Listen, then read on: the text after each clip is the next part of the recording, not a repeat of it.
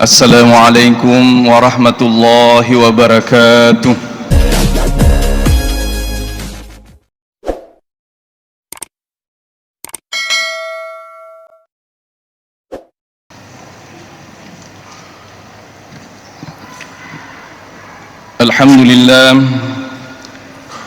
Alhamdulillahil malikil hakimil jawadil karimil azizir rahim alladhi khalaqal insana fi ahsani taqwim wa fataras samawati wal arda biqudratihi wa dabbaral umura fid daraini bihikmatihi wa ma khalaqal jinna wal insa illa li'ibadatihi fattariqu ilayhi wadihun lil qasidin wad dalilu alayhi laihun lin nazirin walakinna Allah yudillu man yasha wa yahdi man yasha wa huwa a'lamu bil muhtadin.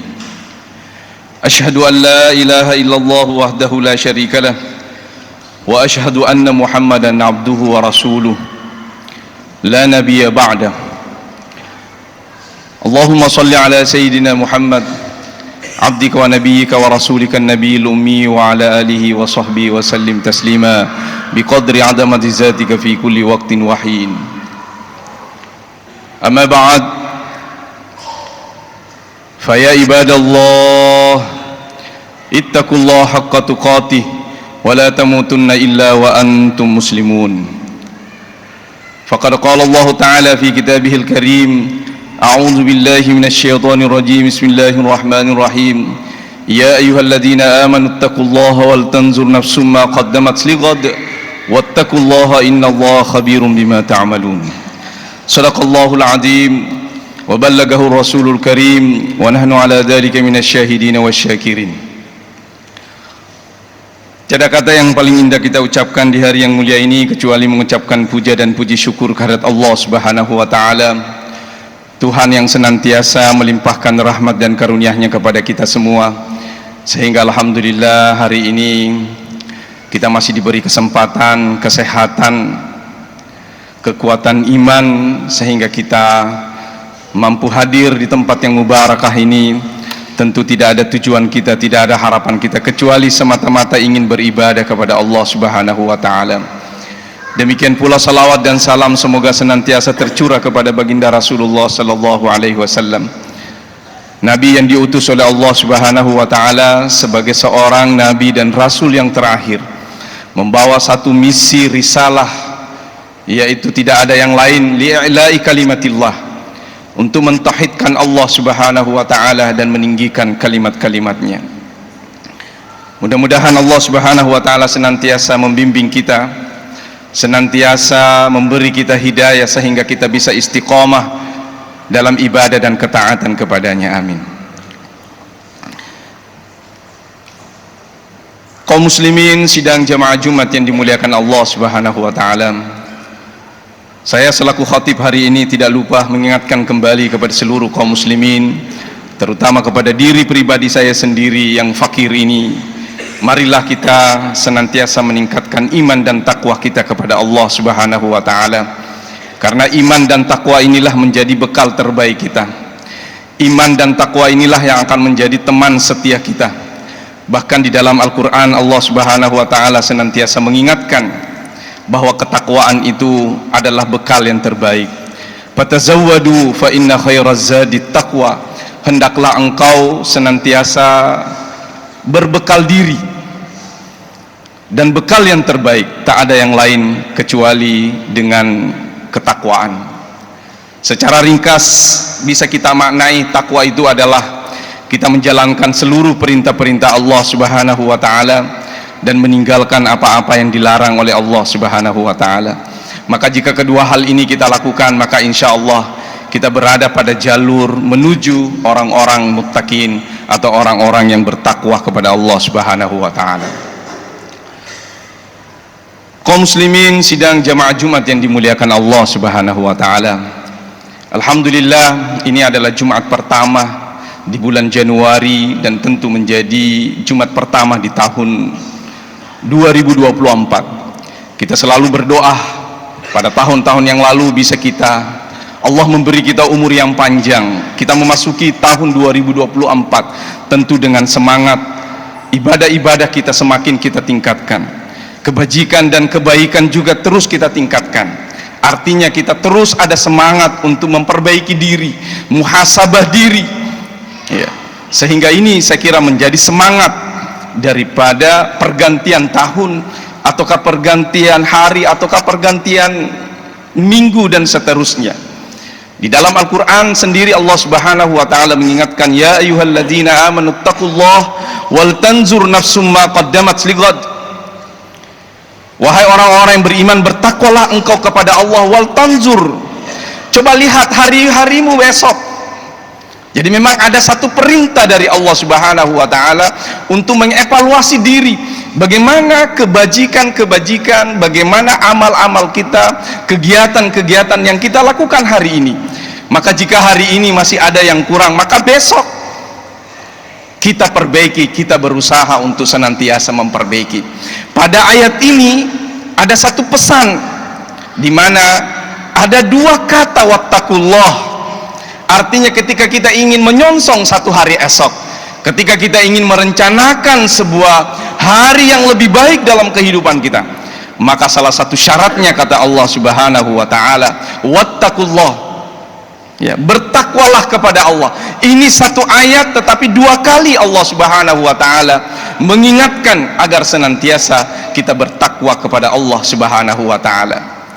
Ya, ada seorang ulama yang memberikan penafsiran bahwa ayat ini, mengapa Allah memberikan double kata wattaqullah, ya, wal tanzur nafsum ma qaddamat lighad, wattaqullah, diulangi lagi wattaqullah. Ya, seorang ulama ini mengatakan ibaratnya seorang tukang bangunan telah membangun sebuah rumah yang megah, kemudian dia duduk sejenak memperhatikan dari berbagai sisi bangunan-bangunan yang telah dibuatnya, maka kemudian dia melakukan rencana-rencana perbaikan. Maka yang kedua itulah yang diistilahkan wattaqullah, agar senantiasa meningkatkan ketakwaan kita kepada Allah Subhanahu wa ta'ala. Kaum muslimin sidang jamaah Jumat yang dimuliakan Allah Subhanahu wa ta'ala, berkaitan dengan ini peningkatan ketakwaan kita kepada Allah Subhanahu wa ta'ala, Imam Al-Ghazali dalam kitabnya Minhajul Abidin ila Rabbi Jannatil Alamin, Imam Al-Ghazali dikenal sebagai Hujjatul Islam. Di masanya dia sebagai seorang tokoh ulama yang sangat terpandang, bahkan menjadi Hujjatul Islam. Tidak semuanya ulama mendapatkan gelaran Hujjatul Islam, dan salah satunya adalah Imam Al-Ghazali. Mengapa demikian? Jika ada seorang ulama diberikan Hujjatul Islam, di situ menunjukkan kepiawaiannya, keulamaannya, mendalamnya ilmunya, atau menguasai hampir seluruh ilmu-ilmu pengetahuan. Bahkan kita bisa katakan Imam Al-Ghazali dulu seorang filosof, ya, kemudian dia membuat satu karya mengkritik habis-habisan para filosof. Kemudian dia menjadi seorang sufi, dia juga sebagai seorang ahli fikih, dan seterusnya dan seterusnya. Dan itu bisa dilihat dari karyanya. Karya Imam Al-Ghazali ini adalah karya yang terakhir dalam hidupnya, diberikan nama Minhajul Abidin. Bahkan para pembahas, para pengkaji belakangan, ulama-ulama belakangan mengatakan bahwa karya Imam Al-Ghazali ini, Minhajul Abidin ini, bisa dikatakan sebagai kesimpulan daripada perjalanan spiritual dan perjalanan ibadahnya, sehingga digambarkan di dalam kitab ini. Tentu kita tidak bisa membahas secara panjang lebar, kita hanya bisa menyimpulkan dari beberapa pendapat-pendapat Imam Al-Ghazali dalam satu kitab ini. Di dalam kitab ini dikatakan Imam Al-Ghazali memulainya dengan satu ayat, di mana ayat itu memberikan makna kepada kita semua. Afaman syarahallahu sadrahu lil Islam fahuwa ala nurim mir rabbih. Mengutip satu ayat yang menjelaskan bahwa bukankah orang-orang yang telah memeluk ajaran Islam, telah tercerahkan dadahnya dalam ajaran Islam, beriman kepada Allah Subhanahu wa ta'ala, fahuwa ala nurim min rabbih, maka sesungguhnya itu adalah salah satu tanda bahwa dia telah mendapatkan cahaya dari Allah Subhanahu wa taala. Artinya orang-orang yang telah beriman kepada Allah Subhanahu wa taala adalah sebuah modal yang sangat besar yang harus kita pertahankan. Harus senantiasa kita tingkatkan keimanan kita kepada Allah Subhanahu wa taala.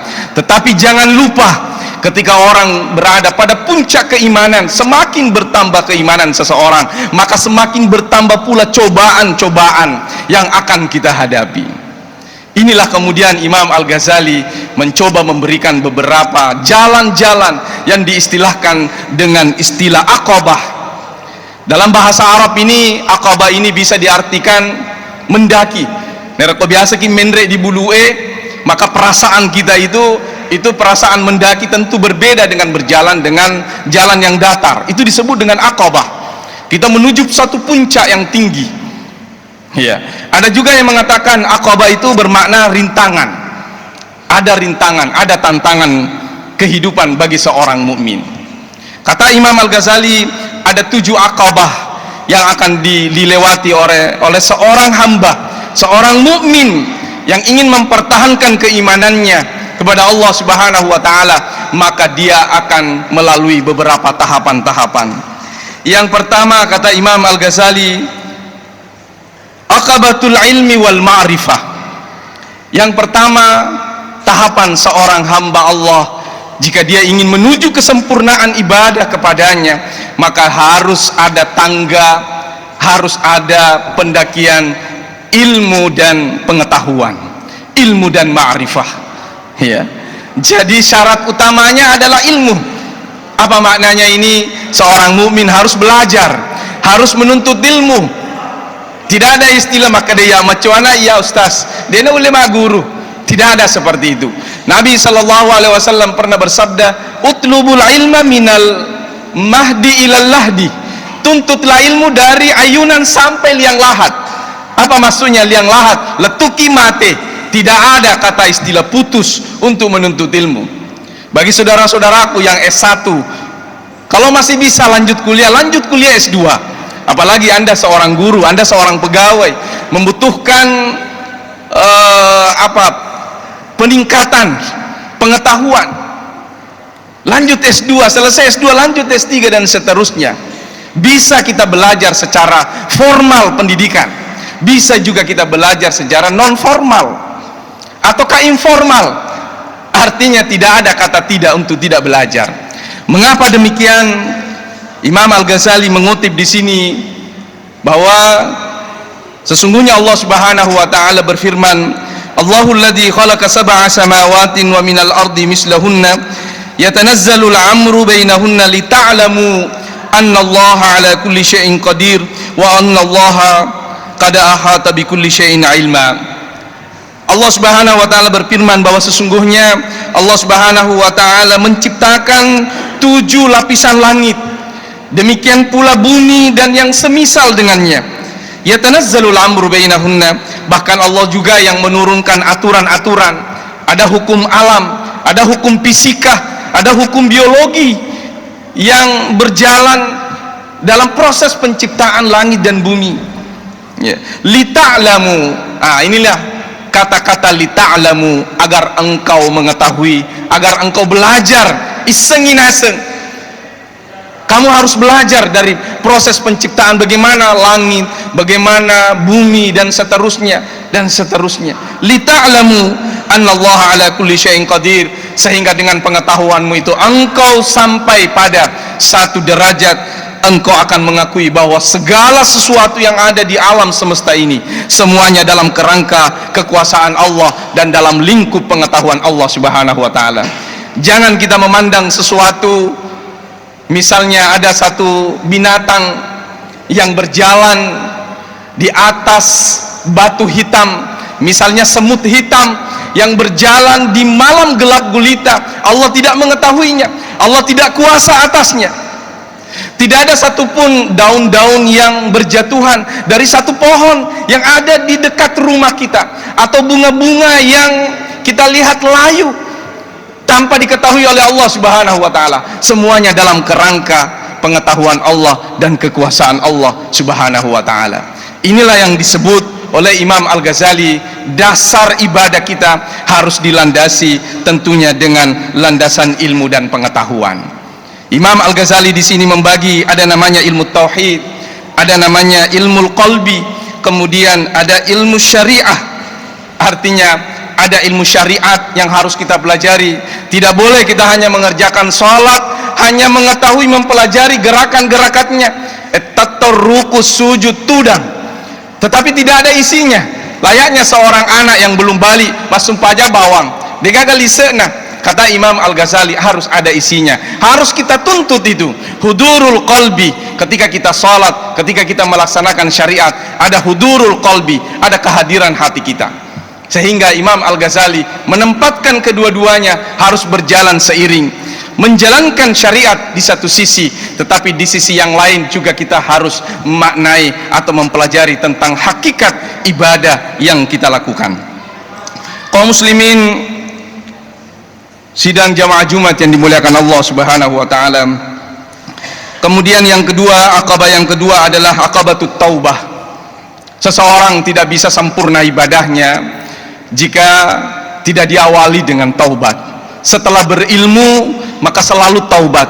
Apa artinya taubat ini? Adalah bermakna kembali.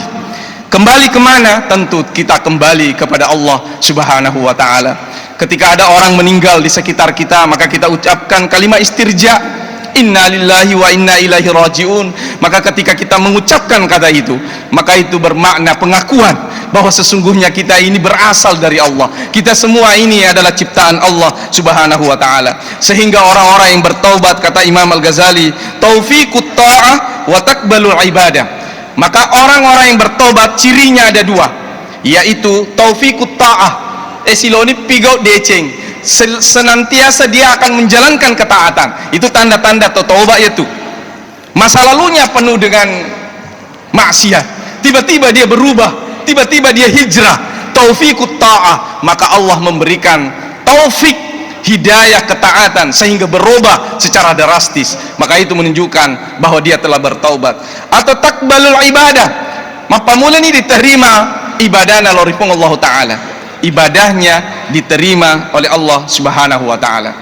Kesalahan-kesalahan yang kita lakukan, ya tidak ada jalan yang lain kecuali kita memohon ampun, beristighfar dan bertaubat kepada Allah Subhanahu wa taala. Imam Al-Ghazali di sini mengutip satu ungkapan yang mengatakan, "Iza lam taqwi ala qiyamil laili wassiyam wa siyamin nahari fa'lam annaka makbulun kabbalatska khati'atuhu." Jika ada seseorang yang tidak mampu bangun sholat tahajud di malam hari, dia nule puasa riasoy di tengah soy, fa'lam annaka makbul, sesungguhnya engkau telah terbelenggu. Siapa yang membelenggu kita? Kabbalatska khati'atuhu, kesalahannya, dosa-dosa yang pernah dia lakukan itu dibelenggu.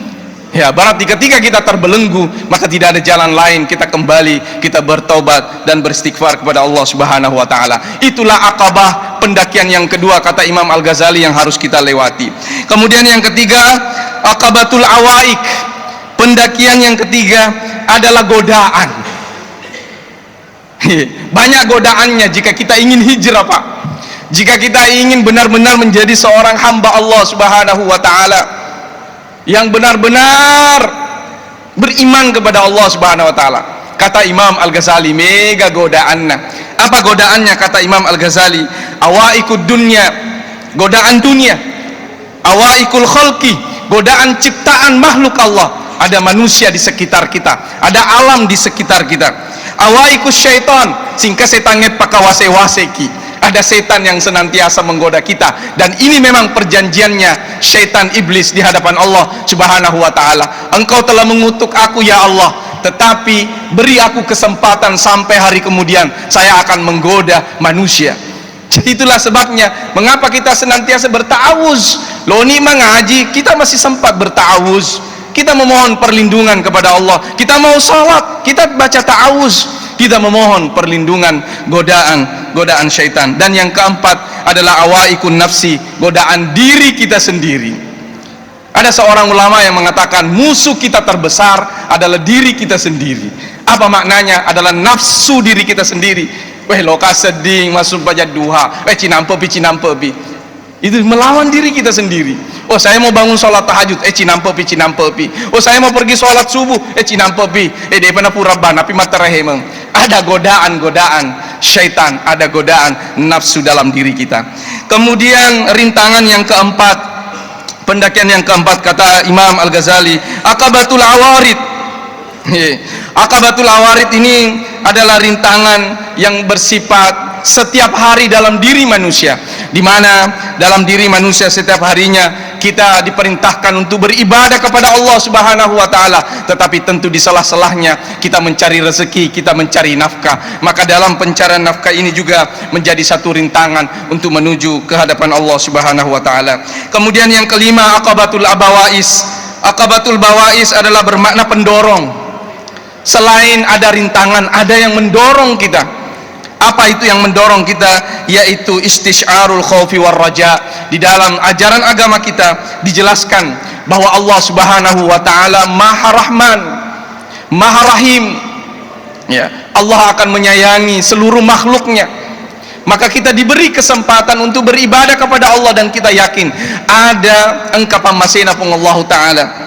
Demikian juga seorang hamba membutuhkan ar-raja, yaitu sifat pengharapan kepada Allah Subhanahu wa taala. Tidak ada yang kita harapkan di dunia ini kecuali kita bergantung hanya kepada Allah Subhanahu wa taala. Maka jika perasaan ini selalu muncul di dalam diri seorang mukmin, maka yakin itu adalah pendorong untuk berada pada jalur ibadah kepada Allah Subhanahu wa taala. Kemudian yang keenam, Aqabatul Qawadih. Aqabatul Qawadih, kata Imam Al-Ghazali, ini adalah salah satu celaan-celaan, bisa menjadi celah-celah dalam ibadah kita. Misalnya ketika kita beribadah, muncul dalam diri kita sifat riya, muncul sifat sum'ah, ingin didengarkan, ingin dilihat, ingin dipuji.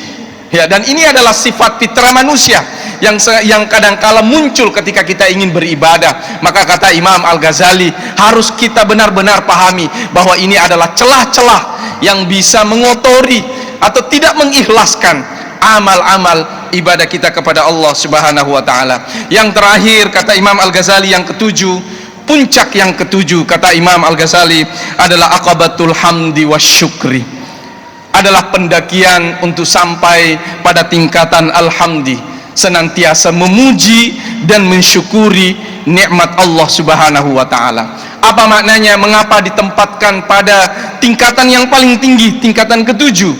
Kata Imam Al-Ghazali, orang yang syukur, orang yang senantiasa memuji apa yang telah didapatkan dari Allah, maka tentu orang itu adalah orang yang senantiasa ridho terhadap pemberian Allah Subhanahu wa taala, sehingga yang muncul dalam dirinya adalah sifat qanaah, muncul merasa cukup terhadap apa yang telah Allah berikan. Tidak pernah muncul rasa benci dengki terhadap tetangga-tetangganya. Yakinlah, kata Imam Al-Hasan Al-Basri, rezekimu itu tidak pernah tertukar dengan tetangga-tetanggamu. Rezekimu itu tidak pernah tertukar dengan orang-orang, dengan pegawai-pegawai yang ada di kantor kita. Kalau tahun lalu di antara saudara pegawai ada yang mendapatkan promosi jabatan, saudara tidak perlu Anda dengki, tidak perlu Anda hasut, karena yakin apa yang Allah berikan, maka itu adalah yang terbaik. Inilah kata Imam Al-Ghazali, puncak akabah itu rintangan atau pendakian yang dilakukan oleh seorang hamba Allah adalah berada pada puncak alhamdi wa syukri, yaitu senantiasa memuji dan menerima dan mensyukuri nikmat Allah Subhanahu wa taala. Sehingga yang muncul, kata Imam Al-Ghazali, adalah keberkahan hidup. Ya, apa itu berkah? Ziyadatul, ya, bertambahnya ziyadatul khairi alal khair, bertambahnya kebaikan di atas kebaikan. Artinya biasa tuh dipikul mak baraka agak baton ada sing mak baraka, ziyadatul khair alal khair, bertambahnya keberkahan di atas, bertambahnya kebaikan di atas kebaikan-kebaikan yang telah Allah berikan kepada kita. Barakallahu li wa lakum fil Qur'anil azim wa nafa'ani wa iyyakum ma fihi minal ayati wa zikril hakim wa taqabbala minni wa minkum tilawatahu innahu huwas samiul alim.